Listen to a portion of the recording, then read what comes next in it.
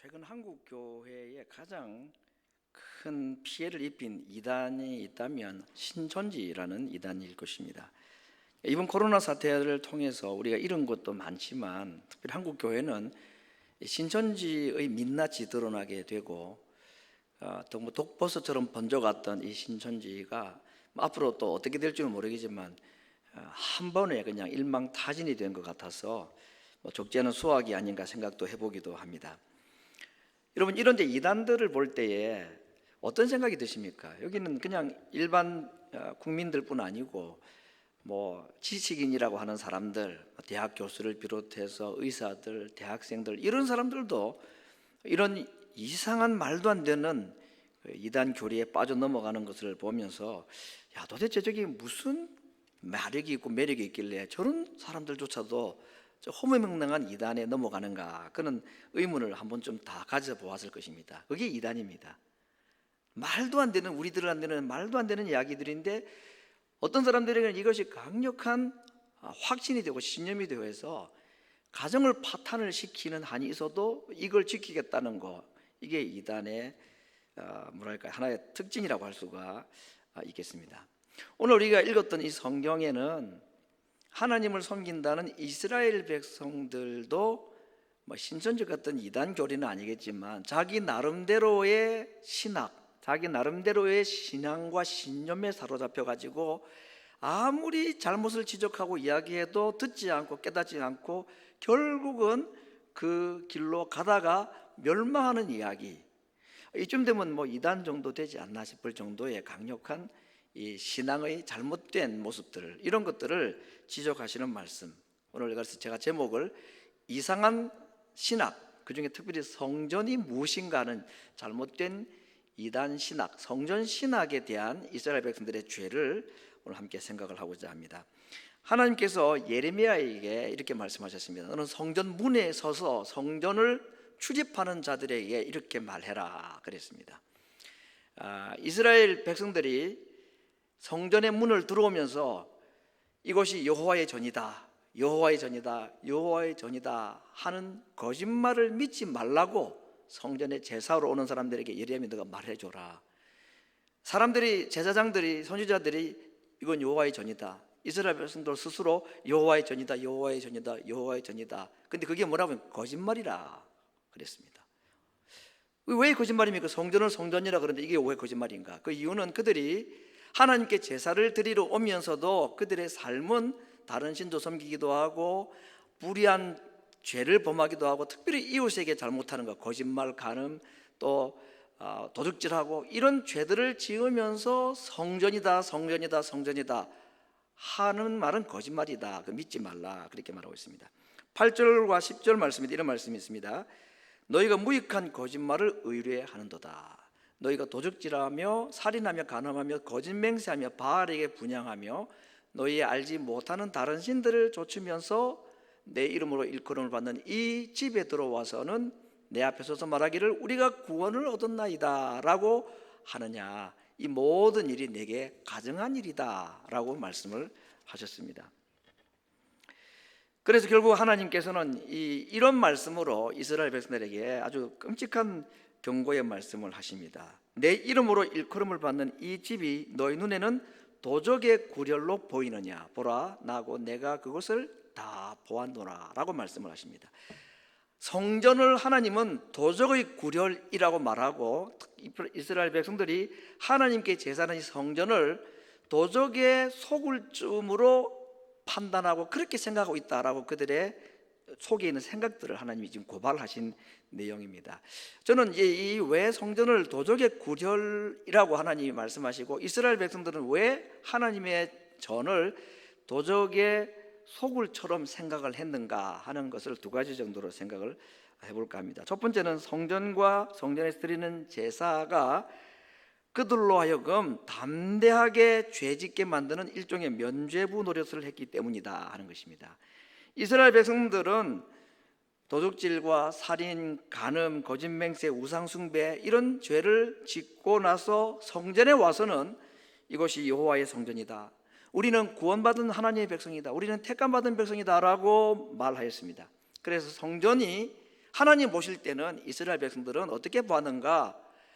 죄를 짓고 와서 한번 제사 드리고 난 뒤에 자신감을 회복해가지고 또 죄를 짓는 장소, 죄를 짓고 와서 하나님께 제사 지내고 다음 또 죄를 지어도 되는 자신감을 회복하는 장소, 이쯤 되면 진짜 강도의 속을 좀 된 거 아닌가, 하나님 그렇게 지적해 주고 계십니다. 두 번째는 이스라엘 백성들이 하나님께 제사를 드리는데 이 성전을 그렇게 대하는 것은 하나님을 굉장히 우습게 대한 처사이다 하는 겁니다.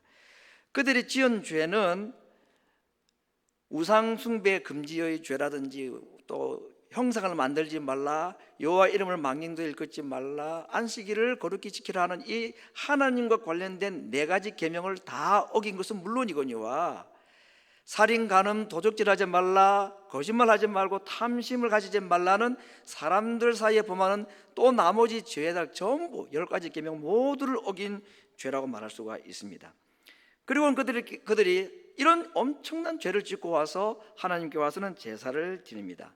6일 동안에 하나님의 계명을 범한 모든 것을 안식일날 하루 제사 드림으로써 다 만회할 수 있다고 생각을 했던 것입니다. 가난한 자들에게 자비를 베풀지 않으면서 안식일날 성전에 나타나 제사를 드리는 것이 하나님을 얼마나 경멸하는 것인지를 그들은 알지를 못했습니다.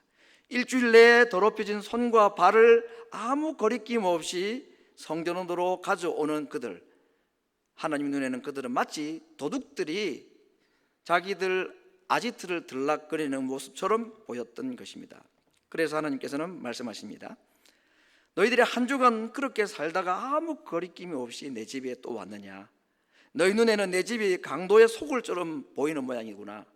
내가 너희들이 어떻게 했는지를 다 보았다. 그렇게 지금 말씀하고 있습니다. 원래 하나님께서 이스라엘 백성들에게 이 성전에 대해서 하신 말씀, 성전 신학이라는 것은 이런 것이었습니다. 하나님이 너희 가운데 계시니 너희도 거룩하라. 이것이 성전에 대한 하나님의 신학적 해석입니다. 이스라엘 백성들의 가운데 하나님이 계시다고 말씀하시면서 그곳을 거룩한 진으로, 거룩한 전으로 구별을 하신 이유는 하나님이 너희 가운데 있으니 너희도 나처럼 거룩해야 된다 하는 것이 성전 신학의 핵심이었습니다. 그런데 그렇게 살 수가 없죠. 우리도 그렇고. 그래서 범죄하고 죄를 짓고 하니까 하나님께서 제단을 만들고 제사 제도를 만드시고 제사장을 보내셔서 거룩하지 못한 그들의 삶을 하나님 앞에 나와서 다시 용서를 구하고 다시 하나님의 은혜로 새로워지는 그 은혜를 경험하러, 이게 성전을 주신 목적인데 이스라엘 백성들은 똑같이 허락하신 이 성전을 어떻게 왜곡했느냐? 성전만 있으면 아무리 죄를 지어도 다 용서를 받는다. 아무리 일주일 동안 죄를 지어도 성전 가서 제사 한번 딱 지내면 모든 죄는 사라지는 거니까 그 다음에 또 와서 내가 마음대로 살아도 된다는 이상한 신학으로 변질을 시킨 것입니다. 하나님께서는 우리를 죄로부터 구원하셨지요. 그런데 이스라엘 백성들은 죄로부터 구원받은 것으로 그렇게 생각한 것이 아니라 죄를 지어도 되는 구원으로 생각을 했던 것입니다. 오늘 이 본문에서 성전문에서 오늘 예레미야가 설교를 한 내용입니다. 그래서 이것을 성전 설교라는 이름으로 붙이기도 합니다. 이스라엘 백성들에게 성전은 오늘 우리들이 드리는 이 예배 장소인 예배당, 교회당과는 의미가 정말 다릅니다. 단순한 건물도 아니고 예배 장소가 아니라 그 성전은 하나님이 계신 곳이었기 때문입니다. 이스라엘 백성들에게 성전은 삶의 중심이었고 삶의 전부였습니다. 성전이 없으면 그들의 삶도 없는 것이었습니다. 그래서 시편 132편에 보면 이들이 믿고 있었던 성전 신학에 대한 좋은 구절이 하나 있습니다. 여호와께서 시온을 택하시고 자기 거처를 삼고자 하여 이르시기를 이는 나의 영원히 쉴 곳, 내가 여기를 떠나지 않고 영원히 거할 곳이다 라고 하나님이 선언을 하신 곳이 성전입니다. 저 구절을 보면은 이스라엘 백성들이 확신하는 게 있습니다. 성전은 절대로 무너지지 않는다. 왜냐하면 하나님이 영원히 계신 곳이기 때문에. 하나님이 계신 곳이 어떻게 무너지겠느냐. 그러니까 이스라엘 백성들은 성전 무너진다는 것은 상상도 못했던 것입니다. 성전만 있으면 우리는 괜찮다, 안전하다. 다 맞는 말이죠. 성전이 하나님이 계신 곳이 맞고 그 성전에 하나님이 영원히 계시는 곳이 맞습니다. 그러나 하나님이 계시는 성전이, 건물이 영원히 존재한다는 말은 아닙니다. 성막도 무너졌고 성전도 다 무너졌습니다. 이들이 가지고 있는 이상한 성전 신학, 하나님의 전은 영원히 무너지지 아니한다는 이 생각이 그들로 하여금 안심하고 죄를 짓도록 만들었다, 그렇게 말하고 있습니다. 그래서 하나님께서는 그 이상한 성전 신학에 빠져 있는 이스라엘 백성들에게 어느 한 곳을 지목하면서 거기를 한번 가보아라 그랬습니다. 현장 실습을 한번 가보아라. 어디로 가라 그랬냐? 실로로 가라 그랬습니다. 실로라는 곳은 이스라엘 백성들이 광야 생활을 끝나고 여호수아를 통해서 가나안 땅에 들어간 이후에 성막을 설치한 최초의 성막이 있던 장소가 실로입니다. 엘리 제사장이 있었죠. 엘리 제사장 때는 이 성막 안에 있었던 번궤가 블레셋에 빼앗기기도 했습니다. 그리고 그 후에는 이 성막마저도 무너졌습니다. 하나님 말씀을 따라서 실로라는 곳에 가보면 무엇이 있을까요? 아무것도 없지요. 다 무너지고 빈 들판입니다. 성전은 영원히 무너지지 않는다고 믿고 있는 그들에게 하나님께서 보여주신 것은 이미 폐허가 되고 무너져 버린 성막터이인 실로였습니다. 너희들이 앞으로 믿고 있는 이 성전도, 예루살렘 성전도 이 실로처럼 무너진다. 블레셋에 의해서 이 성전도 무너질 것이라는 것을 그렇게 경고를 하신 것입니다. 하나님 그것을 안타까이 말씀을 하셨습니다. 새벽부터 내가 부지런히 너희들이 불렀지만 듣지를 않았고 너희들이 기도해도 내가 듣지를 않겠다. 그래서 하나님께서 16절에서 결국 이렇게 말씀하십니다. 예레미야에까지 말씀하십니다. 너는 이 백성을 위하여 기도하지 말아라. 그들을 위하여 부르짖어도 내가 듣지 않겠다. 간구하여도 내가 듣지 않겠다. 하나님이 이스라엘 백성들에게도 기도하지 말라 그랬고 예레미야에게도 이 백성들을 위해서 기도하지 말아라. 나는 듣지 않는다라고 말씀했습니다. 더 이상 기도하지 마라. 왜 이런 말씀을 하셨을까? 오늘 여기에 하나님께서 내가 기도해도 듣지 않는다 하는 이 듣는다는 단어가 아주 재미있는 동사로 사용이 되고 있습니다. 일종의 언어 유희가 있는 말씀입니다. 지금 이스라엘 백성들은 하나님을 듣지 못하고 말하지 못하는 그런 나무로 만든 우상처럼 생각하고 있습니다. 그들은 바알, 아세라와 같은 듣지 못하는 신을 섬기고 있고 하나님도 그런 신 중에 한 명 정도로 생각을 하고 있습니다. 그래서 하나님께서 아무리 말씀해도 이스라엘 백성들이 듣지를 않았습니다. 그래서 하나님께서 나도 너희 기도를 듣지 않겠다. 이 듣는다는 동사를 가지고 계속해서 그들의 잘못을 지적하고 계신 것입니다. 여러분 이런 말씀 들으면 어떤 생각이 드십니까? 야, 하나님 참 옹졸하시구나. 이렇게 잘 삐지지는가? 뭐 기도 안 해도 기도해도 너희들 안 들어줘 이제. 뭐 너희들 기도 나 귀를 다 막겠어.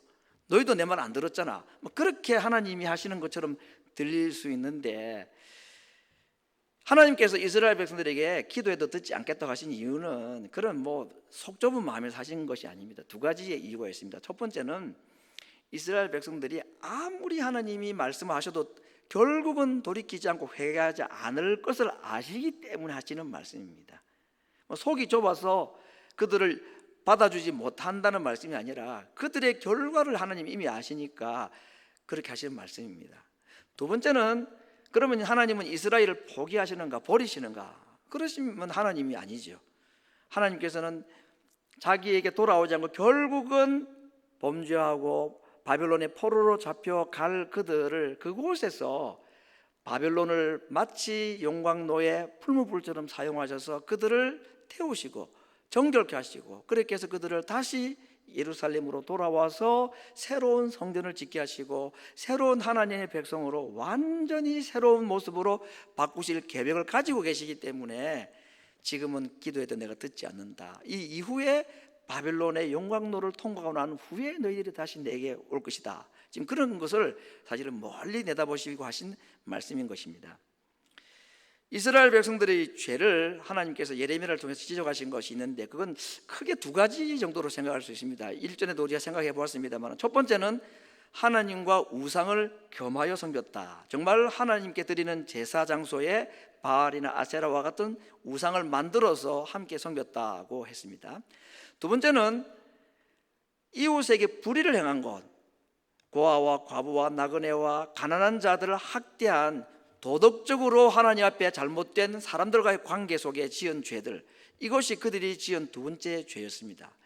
그런데 한 가지 더 죄를 추가를 한다면은, 첫 번째 죄든지 두 번째 죄든지 잘못된 죄니까 하나님께서 선지자들을 통해서 잘못됐다고 지적을 하면 아 그렇습니까 하고 받아들이면 될 텐데, 죄를 인정하지 않았습니다. 우리가 언제 죄를 지었습니까? 우리가 언제 하나님을 섬기지 않았습니까? 라고 생떼를 부렸던 것입니다. 그리고는 성전에 와서 제사 한 번 드림으로 모든 죄를 다 덮으렸습니다. 아니 하나님께 오늘도 제사를 드렸는데 우리가 하나님 안 섬겼다니 말이 됩니까? 하고 그들은 이 신앙 행위를 가지고 자기들의 죄를 인정하지 않으려 했고, 자기들의 죄를 다 합리화하려 했던 이 죄들이 그들의 큰 죄였습니다. 그래서 하나님께서는 탄식하시듯이 길게 말씀하셨습니다. 내가 너희 열조를 애굽 땅에서 인도하여 낸 날부터 언제 번제나 희생 제사를 드리라고 내가 말한 적이 있었더냐? 내가 너희에게 요구한 것은 내 목소리를 듣고 내 명령에 순종하고 내 길을 행함으로 말미암아 나는 너희 하나님이 되고 너희는 내 백성이 되고자 했던 것뿐이었다. 너희 열조가 애굽에서 나온 날부터 지금까지 내가 내 종 선지자들을 부지런히 보냈지만 너희가 듣지 않았고 귀를 기울이지 않았다 하는 것이 조상과 지금 이스라엘 백성들에게까지 하신 하나님의 섭섭한 마음을 그렇게 표현을 하셨습니다.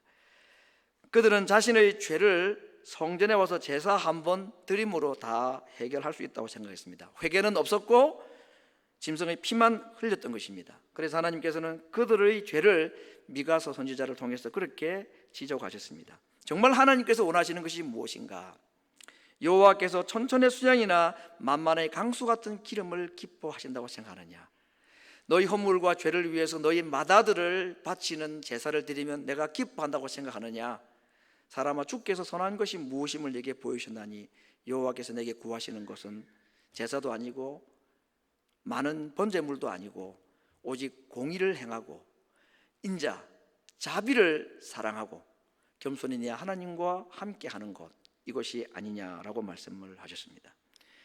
그들은 하나님을 섬기면서도 우상도 함께 섬겼습니다. 그러다 보니 하나님을 우상처럼 섬겼습니다. 이스라엘 백성들이 우상 섬겼다는 얘기는 하나님과 다른 신을 함께 섬겼다는 말이기도 하지만, 나무로 만든 그 신을 섬기듯이 하나님을 섬겼다고 말하고 있습니다. 하나님께서 그들이 섬기는 우상을 이렇게 표현했습니다. 너희들이 만든 신은 나무를 베어다가 톱으로 자르고 끌로 긁고 쪼아서 색깔을 칠하고 옷을 입히고 넘어지지 않도록 줄을 단단히 묶어놓고, 그런데 그 신은 보지도 못하고 듣지도 못하고 숨도 못 쉬고 생각도 없는 신인데, 그것이 살아있는 신이라고 너희들이 섬기고 있는데 너희들이 나를 그렇게 지금 대하고 있다. 다른 신을 섬긴 것도 죄였지만 하나님을 나무로 만든 신처럼 대했던 것, 정말 하나님을 우습게 대하고 하나님을 경멸한 죄라고 말씀을 하고 있습니다. 사람이 만든 조형물처럼 하나님을 그들은 섬겼다고 말씀하고 있습니다. 그들은 제사를 드리긴 했는데 하나님을 위한 제사가 아니라 자기들의 유익을 위한, 자기들의 죄를 합리화하기 위한 의미로 제사를 드렸다라고 말하고 있습니다. 하나님께서는 그것을 제사가 아니라 우상 숭배라고 말했습니다. 왜냐하면 우상에게 하는 방법으로 나를 섬긴 것이기 때문에 나를 섬긴 것이 아니라 우상을 섬긴 것이다 라고 말씀하고 있습니다. 그들은 지금 하나님이라는 또 다른 우상을 섬기고 있습니다. 나를 만드신 하나님을 섬기는 것이 하나님을 섬기는 것입니다. 그러나 내가 만든 하나님은 우상입니다. 성전만 있으면 된다, 제사만 있으면 된다 하는 이상한 신학이 놀랍게도 하나님을 우상으로 변질시켰고 성전을 강도의 소굴로 만들었다는 것입니다. 여러분, 하나님께서 오늘 이스라엘 백성들에게 하신 이 논리가 너무 파격적이고 너무 비약된 논리인가요? 너희들이 지금 나를 우상처럼 섬기고 있고 너희들의 죄를 합리화하기 위해서 드리는 제사이지 나를 위하여 드리는 제사가 아니다. 우상과 나를 함께 겸하여 섬기고 우상 섬기듯이 나를 대하고 성전에서 드리는 제사만 있으면 우리는 다 죄를 용서받은 자이고 하나님의 택한 백성이라고 안심하고 살아가는 그 모습을 보고 하나님은 너희가 지금 우상을 숭배하고 있다 라고 말하는 것이 절대로 논리의 비약이 아닙니다. 두말할 것 없이 하나님의 말씀이 옳은 것입니다. 자, 그렇다면 우상 숭배의 죄의 결과는 무엇일까요? 하나님을 섬기면 하나님은 절대로 가만 계시지 않습니다. 반드시 복을 주신다 그랬습니다. 물론 그 복이라는 것이 우리가 생각하는 육신의 복, 그것도 포함되겠지만 또 다른 영적인 복도 더 포함하겠습니다만은 아무튼요, 참 신이신 하나님은 자기를 정말로 바르게 섬기는 자를 가만히 두지 않습니다. 반드시 복을 갚아주시고 복을 내려주신다고 그랬습니다. 반대로 우상도 자기를 섬겨주는 자에게 가만히 있지 않습니다. 줍니다. 뭔가를 주게 되죠. 뭘 줄까요? 우상이 자기를 섬기는 자에게 주는 것이 뭐겠습니까? 요한복음 10장 10절에서는 죽이고 도둑질하고 멸망시키는 것뿐이라고 그랬습니다. 하나님을 섬기는 자에게는 생명을 주시고 더 풍성히 주시지만 우상은 자기를 섬기는 자에게 고맙다고 가만히 있지 않고 반드시 갚아줍니다. 악한 것으로, 더러운 것으로, 욕된 것으로, 그리고 저주로 반드시 우상은 우리에게 갚아줍니다. 2001년 9월 11일이 되기 전까지 맨하탄에 있었던 쌍둥이 빌딩이 무너질 것이라고 생각한 사람은 아무도 없었습니다. 테러리스트들은 혹시 성공하면 무너진다고 생각할지 모르지만 그 외에는 아무도 그렇게 생각한 사람이 없었습니다. 그러나 무너졌습니다. 사랑하는 성도 여러분, 오늘 우리는 하나님께서 이스라엘 백성들에게 이것만 있으면 안전하다는 이상한 신학에 빠져 있고 이상한 신앙에 빠져 있는 이스라엘 백성들을 향하여서 너희들이 지금 가지고 있는 확신은 잘못된 것이다. 너희들은 지금 잘못된 신학에 빠져 있고 잘못된 신앙에 빠져 있다. 돌이키지 않으면 안 된다라고 말씀을 하시는데, 그렇지 않으면 너희는 반드시 망한다. 하나님께서 아무리 경고를 해도 이스라엘 백성들이 듣지 않았던, 헤어나지 못하였던 이상한 신학과 신앙, 이것이 오늘 우리에게는 없는지를 한번 돌아보기를 원합니다. 나는 매주 교회를 가는 사람이야. 나는 세례를 받았어. 나는 언젠가 구원의 확신을 가진 중생한 그리스도인이야. 나는 오늘 밤에 죽어도 천국 갈 사람이라는 확신을 해. 나는 교회 봉사를 하고 매일 아침마다 나는 말씀을 묵상하고 기도하고 하루를 시작하는 사람이야. 정말 좋은 신앙이지요. 그러나 이것이 하나님을 내가 잘 섬기고 있다고 착각하게 만든다면, 나는 이러이러하기 때문에 하나님이 나를 절대 버리지 않는다고 생각한다면 그것이 오늘 우리에게 성전이 될 수 있습니다. 그것이 우리에게 무너질 모래 위의 집이 될 수도 있다는 것입니다. 물론 우리에게는 구원의 확신이라는 것이 필요하고 그 구원의 확신이 우리의 신앙을 힘있게 이끌어가는 것은 압니다. 그것이 필요 없다는 말씀이 아니라 내가 가지고 있는 그 무엇이, 내가 지금 하나님을 위해서 살아가는 그 어떤 열심이 나로 하여금 아무 이상 없이 하나님을 잘 섬기고 있다고 생각하게 해서는 안 된다는 것입니다. 그것 때문에 구원받는다고 생각하는 것은 더더군다나 못할 생각인 것이고, 참 성전이신 하나님 예수님을 만나지 못하면 우리는 아무리 많은 예배를 드려도 어쩌면 우리는 이스라엘 백성들이 자기 합리화를 위해서 지냈던 성전의 제사를 드리고 있는지도 모릅니다. 내가 주님을 위해서 무엇을 했는가 하는 것보다도 주님이 나를 위해서 하신 일이 무엇을 하셨는가를, 그것을 더 깊이 있게 생각하지 못한다면 우리의 예배는 망하기 직전에, 무너지기 직전에 이스라엘 백성들이 성전에서 드렸던 제사와 다를 바가 없을 것입니다. 돌성전 안에 드리는 모든 예배 행위들이, 건물로 된 성전에서 드리는 모든 우리의 신앙 행위가 우리를 안심케 한다면 그것이 거짓 신학이고 거짓 신앙일 것입니다. 예배 때마다 예수님께서 내게 행하신 일을 묵상하고 그 주님을 만나고 그분을 의지하는 것, 이것이 참 예배이고 이것이 바른 성전 신학인 것입니다.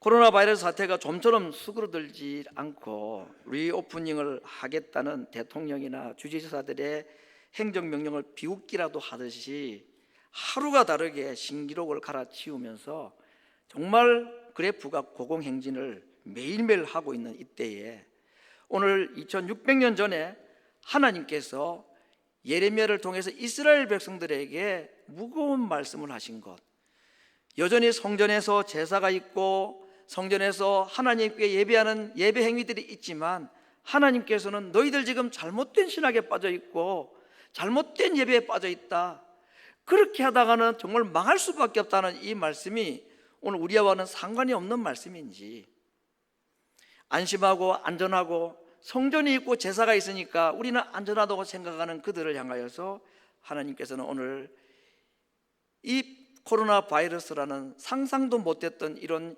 일들을 통해서 오늘 우리들에게 동일한 경고의 말씀을 하고 계신 것은 아닌지를 돌아보기를 원합니다.